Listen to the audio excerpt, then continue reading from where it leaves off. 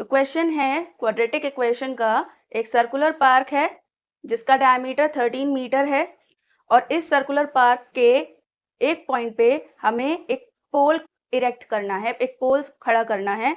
वो पोल का कंडीशन ये है कि डायमेट्रिकल एंड्स पे, ये डायमीटर के जो एंड पॉइंट्स हैं, इनसे जो डिस्टेंस है, इन दोनों डिस्टेंसेस का डिफरेंस 7 मीटर है।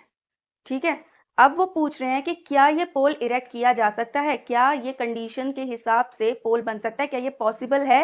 के लिए हम पहले इसकी एक क्वाड्रेटिक इक्वेशन क्रिएट करेंगे। चलिए स्टार्ट करते हैं।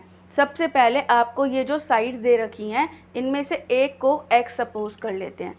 तो हमने यहाँ सपोज करा let BP be x metre.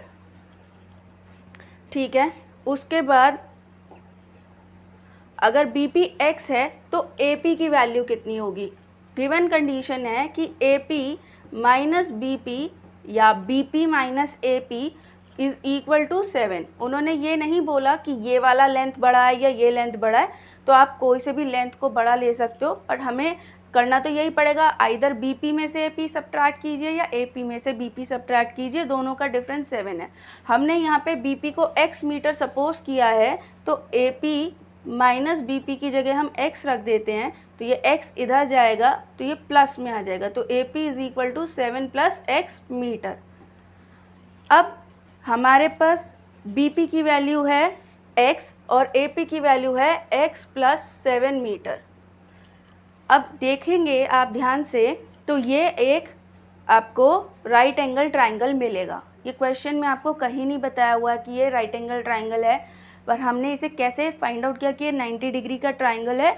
तो रीज़न ये देखिए, आपने एक सर्कल्स चैप्टर में एक थ्योरम पढ़ी थी कि angle in a semi circle is 90 degree. ये कंडीशन दी हुई है कि ये जो लाइन है ये डायमीटर है। क्वेश्चन में बताया है कि ये डायमीटर है और डायमेट्रिकल एंड्स पे ये 2 पॉइंट्स लेने थे। तो डायमीटर से अगर हमने एक ट्राइंगल क्रिएट किया है तो वो ट्राइंगल जब सर्कल के सर्कमफ्रेंस को टच कर रहा है तो ये 90 डिग्री का ट्राइंगल है, यानी राइट एंगल ट्राइंगल है।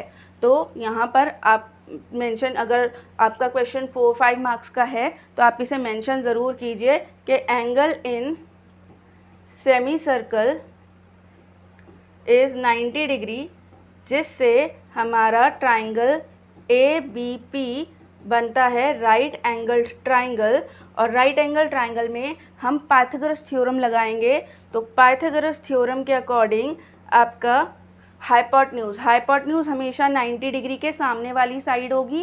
तो 90 डिग्री के सामने AB दिख रही है, AB square is equal to AP square plus PP square. इसके बाद अब AB की वैल्यू हमारे पास है 13 स्क्वायर, AP की वैल्यू है 7 plus x square and BP की वैल्यू है हमारे पास x स्क्वायर। यहाँ पर 169 आ जाएगा इसका स्क्वायर। यहाँ पर आपको आइडेंटिटी लगानी पड़ेगी a plus b whole square, क्योंकि यहाँ पर ये दोनों अनलाइक टर्म्स हैं। 7 एंड x को आप ऐड नहीं कर सकते हो, ये लाइक टर्म्स नहीं हैं, तो ये अनलाइक टर्म्स है। तो यहाँ पे आपको आइडेंटिटी लगानी पड़ेगी a square that is 49 plus b square that is x plus 2ab यानी 7 2 ज़ा 14x प्लस x स्क्वायर। अब आप देखेंगे तो x स्क्वायर और x स्क्वायर आपके लाइक टर्म्स हैं, इन्हें आप ऐड कर सकते हैं क्योंकि दोनों प्लस में है। तो x स्क्वायर के पीछे कोएफिशिएंट कुछ नहीं है, 1 माना जाता है। यहाँ भी कोएफिशिएंट कुछ नहीं है तो 1 होगा, 1 plus 1 will become 2x square. तो यहाँ पर ये आपका आ जाएगा 2x स्क्वायर। फिर उसके बाद यहाँ पर आएगा आपका 14x प्लस में है, देन ये 169 आप लेफ़्ट साइड से राइट साइड में शिफ्ट कर देंगे ताकि आपकी एक क्वाड्रेटिक इक्वेशन बन जाए। तो 169 इधर जाएगा तो ये माइनस 169 होगा एंड ऑलरेडी आपके पास यहाँ पे प्लस 49 था। उसके बाद यहाँ आपने लेफ़्ट साइड से सारी चीज़ें टर्म्स को शिफ्ट कर दिया राइट साइड में, तो यहाँ बचेगा 0।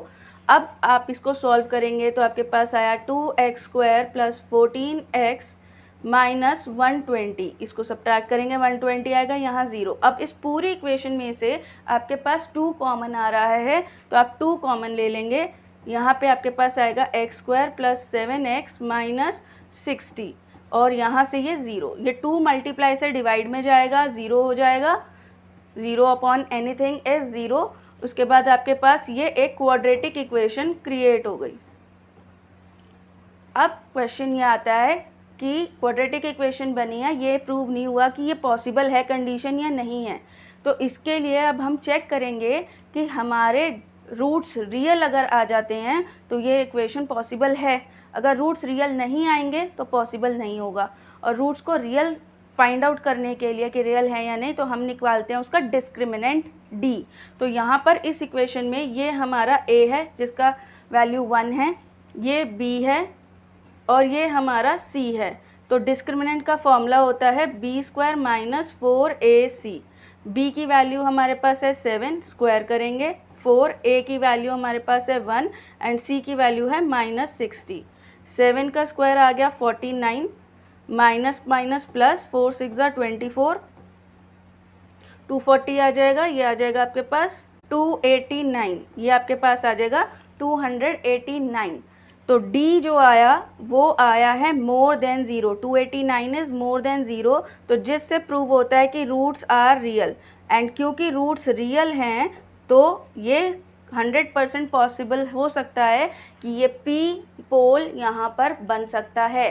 तो इसके बाद आपका आंसर आ जाएगा yes we can erect the pole p, जिसका डिफरेंस इन दोनों पॉइंट से 7 मीटर होगा। इस क्वेश्चन का एक नेक्स्ट पार्ट भी है कि अगर आप ये पॉसिबल बता पा रहे हो तो अब आप बताओ कि a पॉइंट से और b पॉइंट से इसका डिस्टेंस कितना है, तो उसको कैलकुलेट करते हैं। ये आप लोगों को समझ में आया होगा कि किस तरह से हमें ये पता चला, फाइंड आउट हुआ कि ये पॉसिबल है या नहीं। अब इसका ज़रा डिस्टेंस निकाल लेते हैं। तो डिस्टेंस के लिए जो हमारी यहाँ इक्वेशन क्रिएट हुई थी, ये हमारी क्वाड्रेटिक इक्वेशन जो आई थी x² + 7x - 60, जिसका हमने d कैलकुलेट कर लिया था जो था 289। तो इसी के आगे कंटिन्यू करते हुए हम इसमें धाराचार्य मेथड या क्वाड्रेटिक फॉर्मूला लगाते हैं। और क्वाड्रेटिक फॉर्मूला होता है हमारा x = -b ± √d/2a। और a b वगैरह हमें सब मालूम है, तो x की वैल्यू निकालेंगे, b के प्लेस पे आएगा -7 ± 289 का अंडर रूट होता है 17/2, a की वैल्यू है 1। तो यहाँ अब इसको आप दो हिस्सों में डिवाइड कर लीजिए, -7 + 17, एक बार 17 को प्लस में लेंगे और एक बार 17 को माइनस में लेंगे। तो यहाँ से आप इसका टोटल करेंगे तो आंसर आएगा -24/2, रिड्यूस होके हो जाएगा -12। तो x की वैल्यू आई है -12। और यहाँ इसको सॉल्व करेंगे तो x = 10/2, इसे रिड्यूस करेंगे तो 5 आएगा, x की वैल्यू आई है 5। और ऑब्वियस बात है क्योंकि ये लेंथ है, यानी ये डिस्टेंस है, डिस्टेंस या लेंथ और वो कभी भी नेगेटिव नहीं होती है, तो इसीलिए हम इसे इग्नोर करेंगे। तो हमारा x का जो वैल्यू है यानी जो bp का वैल्यू है वो आया है 5 मीटर। तो ये हम कैलकुलेट कर लेंगे, ईजिली कैलकुलेट हो जाएगा। और वो कैसे कि यहाँ पर x की वैल्यू जब 5 है तो 5 + 7 12 मीटर। तो हमें पता चल गया कि पहली बात कि p इज़ पोल क्रिएट करना, इरेक्ट करना पॉसिबल है, और दूसरा जो डिस्टेंस इसका b पॉइंट से होगा वो होगा 5 मीटर, एंड जो डिस्टेंस इसका a पोजीशन से होगा वो होगा AP 12 मीटर।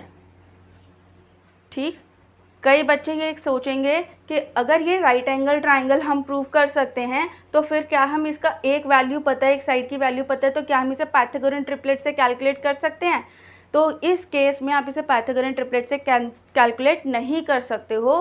रीज़न, अगर आप इसे पाइथागोरस से कैलकुलेट करोगे, ट्रिप्लियन से कैलकुलेट करोगे, तो ये 13 जो होगा ये आपको जो वैल्यू देगा m की वो इंटीजर की फॉर्म में नहीं आएगी, और इंटीजर की फॉर्म में जब वो वैल्यू नहीं आएगी तो आप बाकी दो साइड्स कैलकुलेट नहीं कर पाओगे। पाइथागोरन ट्रिपलेट के लिए ये कंपलसरी है कि जो आपका m निकल के आता है वो एक इंटीजर की फॉर्म में होना चाहिए।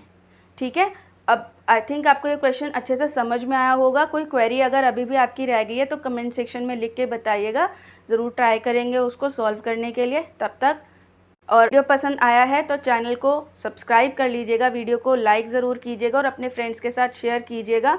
और मिलते हैं फिर नेक्स्ट वीडियो में।